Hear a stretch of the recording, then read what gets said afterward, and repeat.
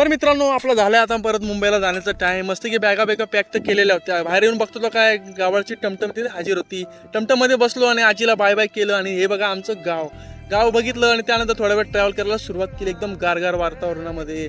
थोडा वेळ ट्रॅव्हल केलं आणि पोहोचलो मी स्टेशनच्या बाहेर. तिथं मस्त सुरका मारत चहा पिला, भावाला घेतलं व्हिडिओमध्ये आणि नंतर गेलो आम्ही स्टेशनावरती. स्टेशनावर जाऊन बघतो तर काय आमची गाडी लेट होती. थोडा वेळ इकडे तिकडे टाइमपास केला आणि त्यानंतर झाला आमच्या गाडीचा टाईम.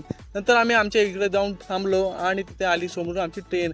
सीटवरती मी मस्तकी बसून घेतलं, फॅमिलीला घेतलं सोबत आणि थोडा वेळ झोपा काढत होतो. पण काय तिच्या यायला लहान लेकरं का झोपू देते नाही.